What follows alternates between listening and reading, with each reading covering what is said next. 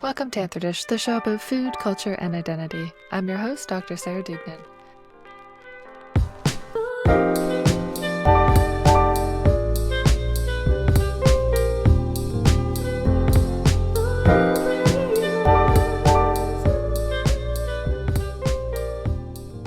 The idea of a pristine kitchen with clean countertops feels distinctively American or all-American idealist, but the concept of the American ideal or the American dream is one that is in desperate need of being challenged.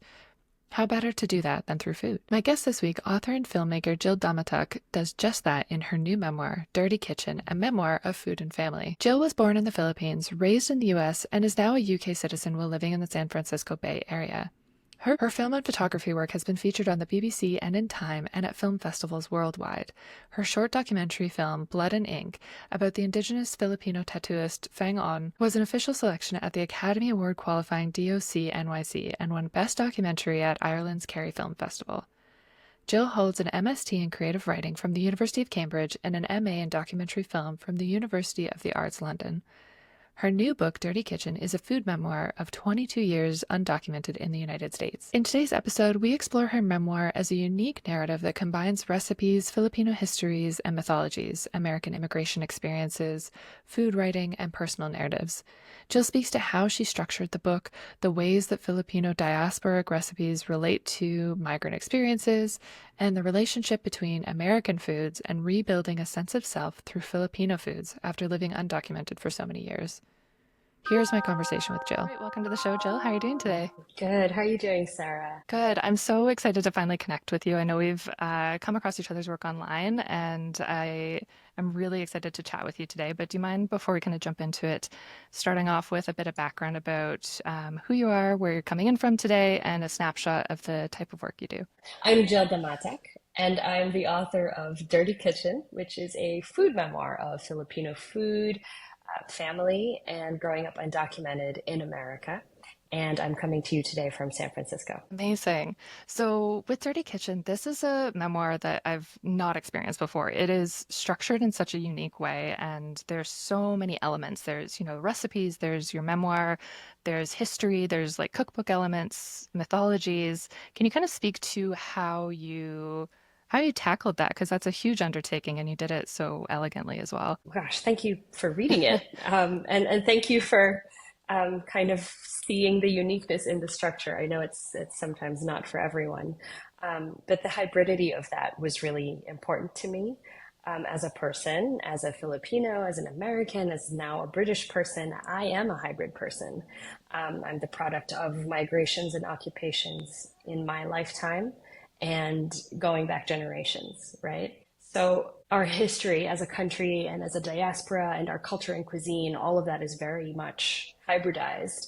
And a lot of food writing does this sort of hybridization already, right? You could go as simple as just weaving a personal story with a recipe, and then adding histories into the text alongside the food. But I think adding the colonial criticism and the pre-colonial mythology, calling back to pre-colonial culture, maybe not as common. And that was just a lot of fun for me to write. But in terms of, I guess, trying to approach structuring it, I didn't really overthink it at first. I kind of just wrote whatever associations I had with the dish, so both personal and historical and cultural. And then I sort of thought, well, this is looking kind of good. I kind of want to keep doing this, and this makes sense for me, and I find it enjoyable to read. So I started off by kind of listing all of my favorite dishes from our cuisine.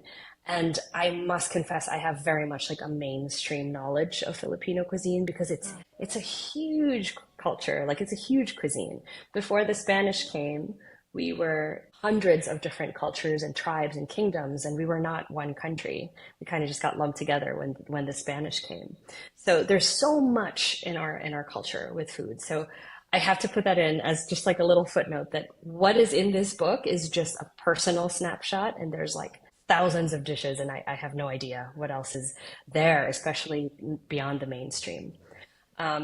So once I shaped the chronology of my personal life, I then sort of thought of like themes, like what goes with each sort of part of my life story. So, for instance, in chapter 5, which features sinigang, which is a sour dish, and in this iteration that I'm making, comes with fish and shrimp. Um, I looked at my personal history of growing into my queerness as a teenager, as a young bisexual high schooler, and then pairing that with a Filipino water folklore story of seeking to belong either on land or on sea and not being able to decide. And there's actually a lot of queer theory around this already, right? Of how water serves as the shaping force for an identity and a self. So I thought, well, that kind of goes well, and I could do this like seafood dish with it. And sometimes it's as simple as that, and sometimes it took a lot of working out. I really appreciate you kind of sharing with that too, because I think that is such a beautiful part of the book where you're getting this very, maybe not visceral, but like a kind of tangible exploration of what you are working through internally throughout these stories, through the recipes as well. And that bridge between food and identity is very present in a way that is also kind of reframing. And, or at least like from a reading perspective, I found it was a situation where, you know, because you bring in the mythologies as well, it completely changes how you see the present day as well, because you've got all of these coming in together at the same time. Oh, great. I'm glad you appreciated that. That was, yeah, the mythologies kind of made me nervous sometimes, and sometimes I thought maybe this is just cluttering it, but actually I just really like it. So I'm glad that that worked for you. Yeah, Yeah. no, it's awesome. I'm also Irish, so like the storytelling mythology part for me is always like, yes, okay. Nice. Yes, yes. Yes. Celtic like folklore is just it's amazing. Yeah. Yeah, yeah.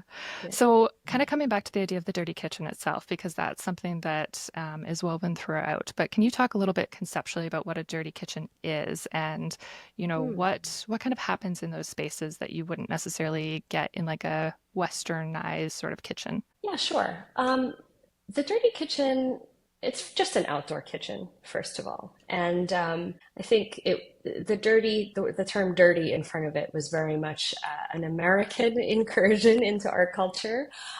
They also called our street vendor ice cream dirty ice cream, for instance.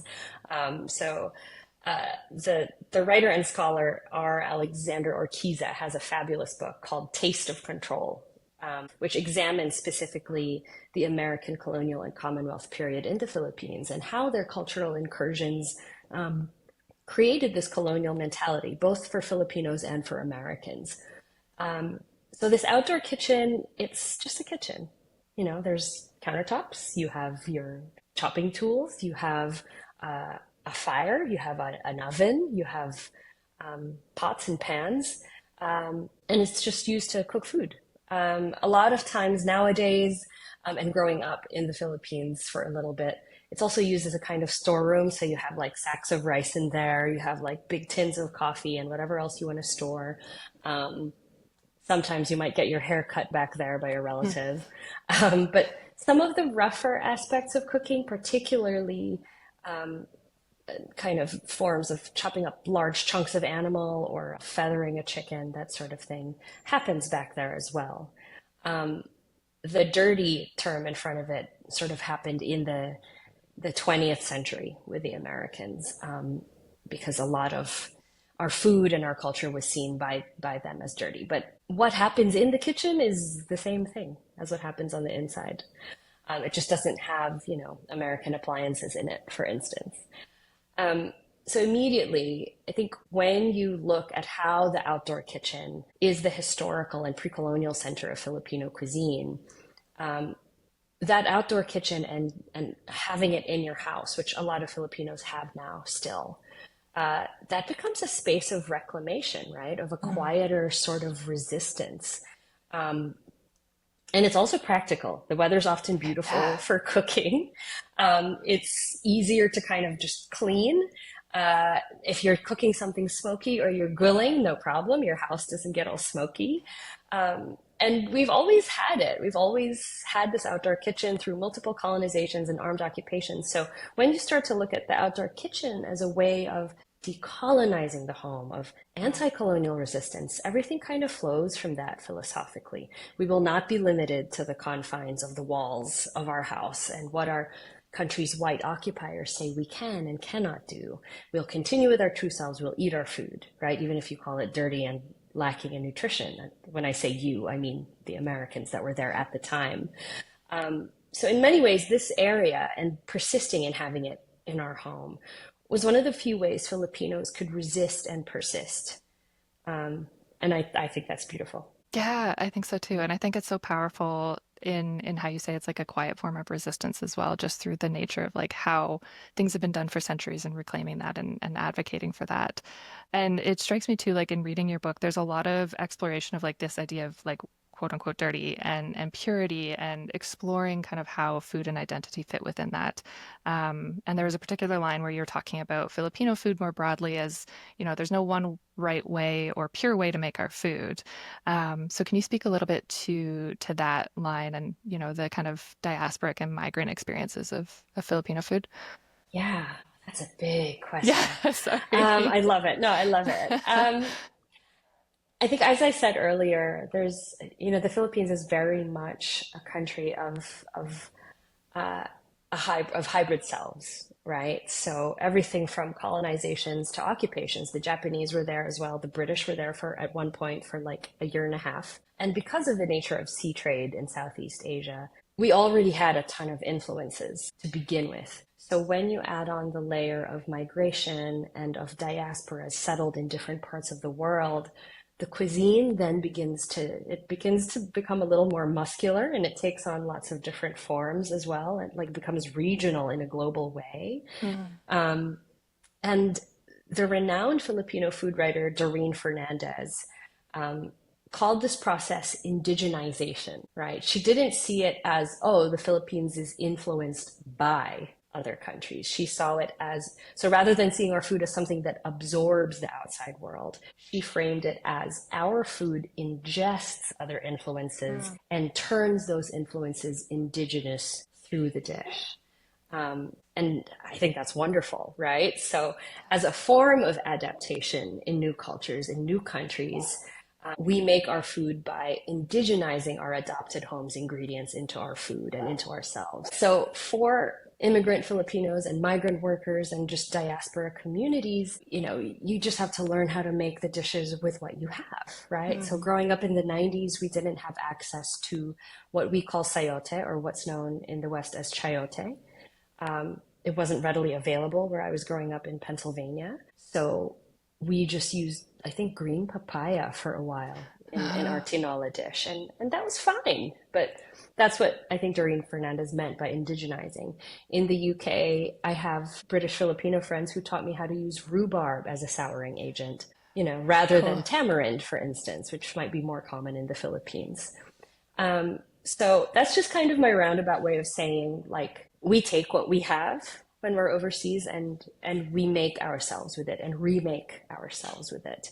And the making of that food is a way of holding on to ourselves and kind of sating that need for home. I love that. That's beautiful. Yeah, Yeah. yeah.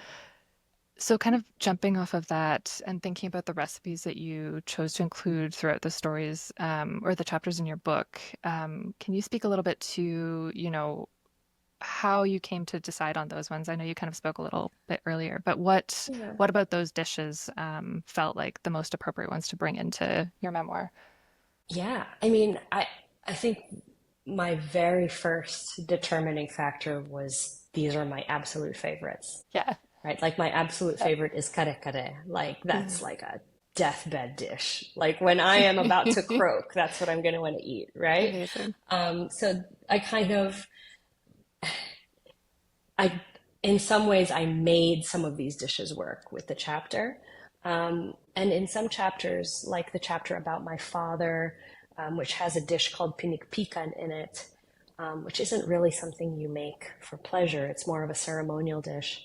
That one was more informed by the actual themes that I wanted to explore within that chapter. For the chapter with pinikpikan in it, which is about my father, it's not really a dish you make out of pleasure. It's more of a ceremonial indigenous dish.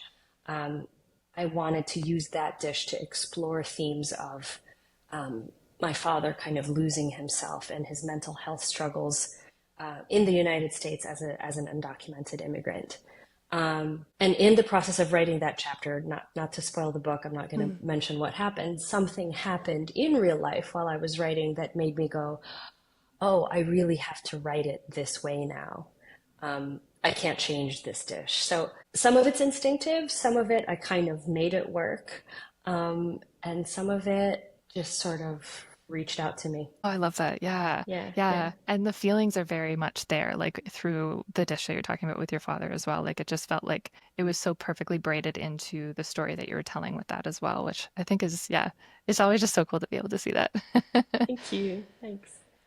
So I also was really intrigued by how you're framing American food because I think particularly now we're at this like really interesting and difficult period with American food and American ideologies and Western food broadly. But do you mind sharing a little bit about, how you frame American food or understand it, and the role that that plays throughout your memoir as well? Yeah, I mean, the term American food is so challenging, right? Yeah, You're yeah. absolutely right in bringing that up. And I think I'm getting what you're saying here in that it's so complicated and in my opinion needs to be re-examined in terms of what it actually encapsulates. I think if you were to ask the average, I don't know, British person or Filipino or I don't know, French person what American food is, you get answers like burgers and fries or Hmm. hot dogs or macaroni salad. And yes, these are American foods, but because America is a nation of immigration and colonial occupation, it's a big tent American food, right? So to me, American food is also tacos. It's also hot and sour soup. It's lumpia and pancit, which are Filipino. It's chicken parm, right? If I go to my Italian friends' houses growing up, or matzo ball soup, right? Yeah. So for me, as a little immigrant kid, I experienced Mexican American food, Chinese American, Italian American, Jewish American food for the first time in America, right? I discovered halal carts in New York. So these foods have always been American to me because in my head as a Filipino, someone who grew up in the Philippines, those weren't foods I would have discovered in the Philippines that I was growing up in.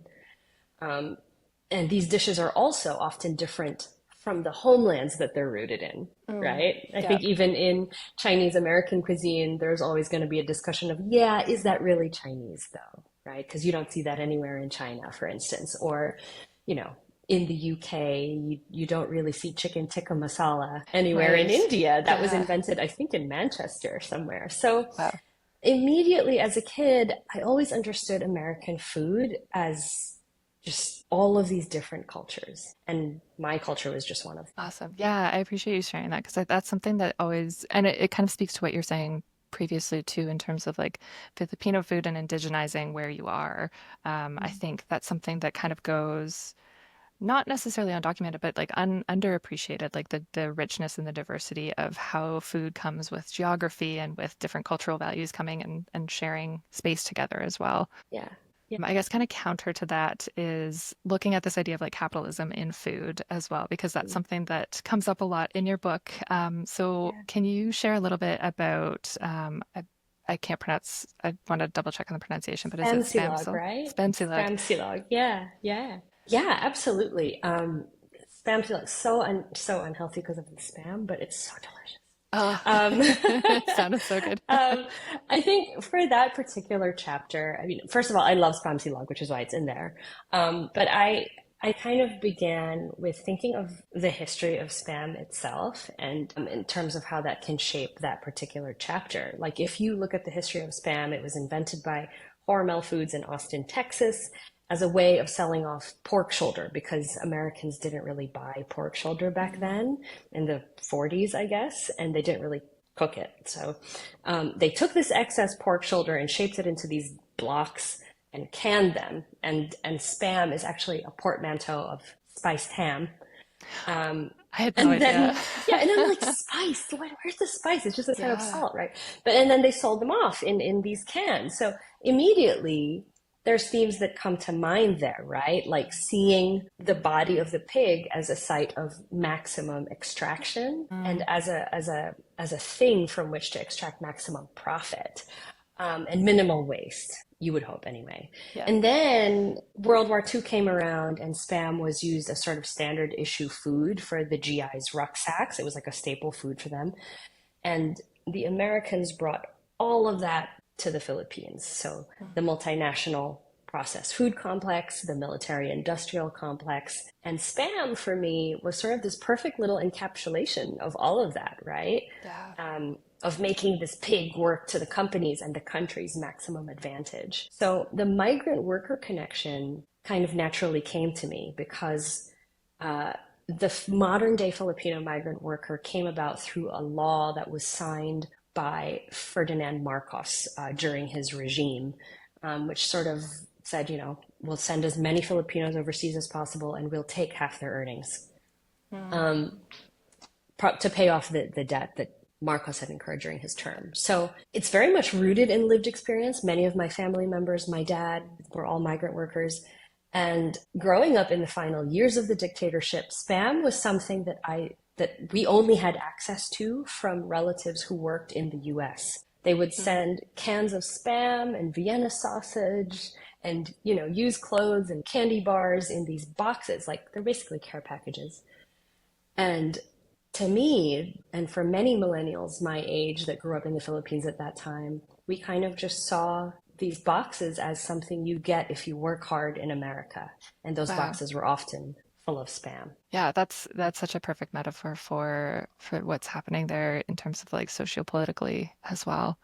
Mm. And that's something, throughout this season, we've kind of been talking about migrant labor and Yeah. how it fuels food systems, particularly North American food systems. And I think that's something that, especially now politically with America, there's a lot to be said or to be re-emphasized in terms of like the value, the importance, the presence of immigrants that shape the foundation of work and experience in America as well too, right? Yeah. Yeah, exactly. So I guess kind of shifting gears a little bit, because as you're exploring throughout the memoir, you're kind of looking through these recipes and reconnecting with yourself or building yourself through the foods that you're exploring. Can you kind of speak to when that started to shift for you, like through your experience documented in the memoir? At what point did you start to uh, connect with food? Was it kind of like a singular moment, or was it more of a evolution through time kind of piece? Yeah, it definitely evolved through time, but I think a major personal factor around the time I began to really cook Filipino food around 2011 was a sense of personal safety and material Mm. security that came through having just a more stable job and having a partner who gave me that stability as well.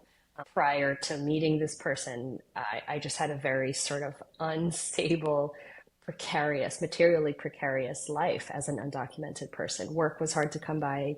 Work that I did get didn't pay very much, etc.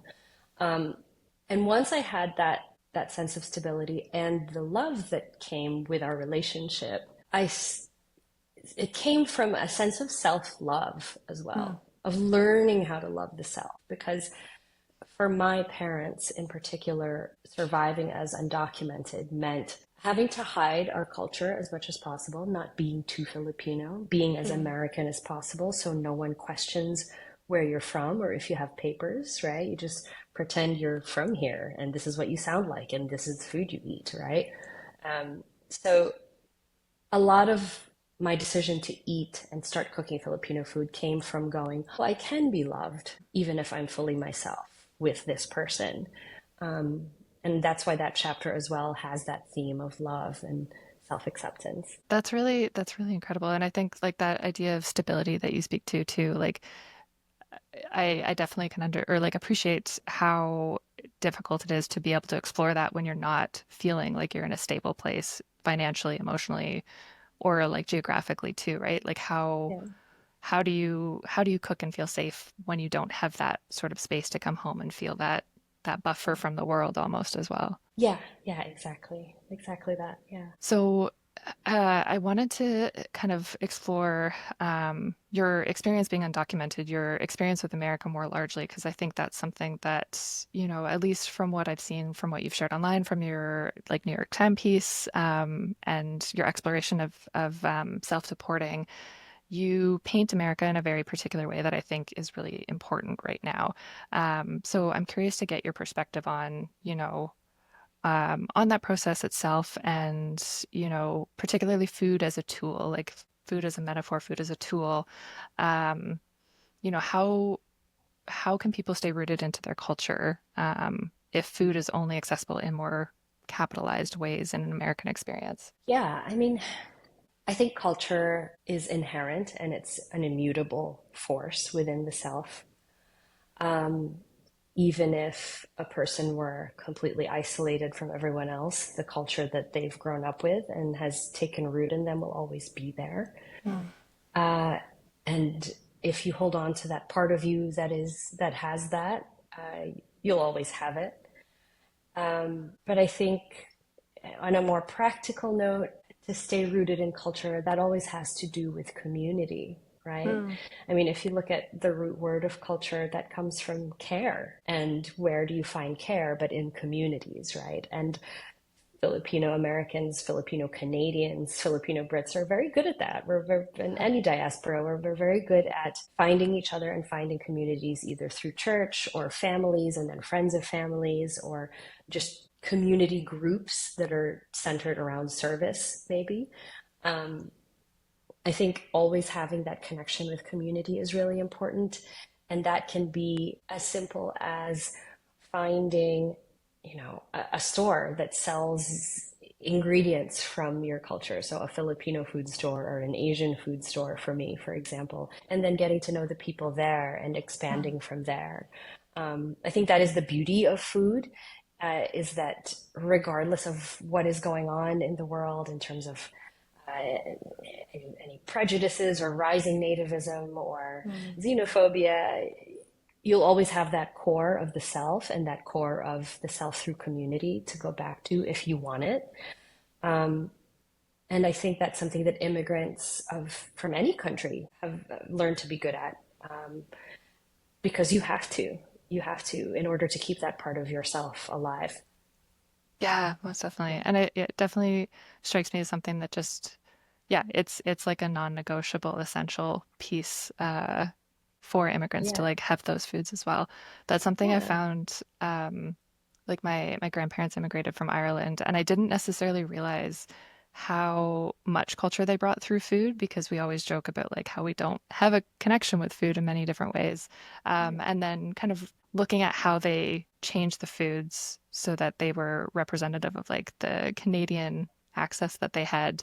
I'm only now realizing in my 30s, like, oh, no, these are the foods that they would have eaten. They just transferred over what they could, and they Yeah, were here all along, which I think is always like such yeah, a fascinating piece to come back to as well. yeah, exactly. I mean, what was a recent Irish dish discovery for me? Colcannon Oh, is new to yeah. me, and I was like, that is actually genius, and it's delicious.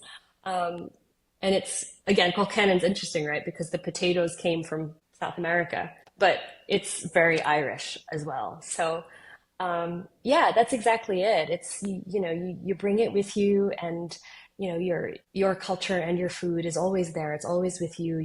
The dignity that your culture has is always there, and it's if anything, it's up to the mainstream culture to recognize that. It's not something they can confer, but it's up to them to recognize and maybe to come and join the potluck, and have a meal and understand it a little more. So. Yeah, Yeah, 100%. yeah. And if they don't, they're missing out big time, I would say. Yeah, exactly. Yeah. Exactly. Yeah. Well, Jill, thank you so much for taking the time to chat today. It's been such a pleasure. Your book is absolutely stunning. It's like one of my favorite memoirs that I've read. So do you mind sharing where folks can find you and your work online if they'd like to follow along? I mean, thank you so much for having me. It's an honor to be on your Yeah. podcast and thank you for reading the book. Yeah, I'm pretty easy to find. I am at Jill Damatac on Instagram, and you can just find me on Blue Sky. And my website is jilldamatac.com. Perfect. Well, I'll have those all in the show Yes. notes. Jill, thank you again for taking the time. Thank you for having me.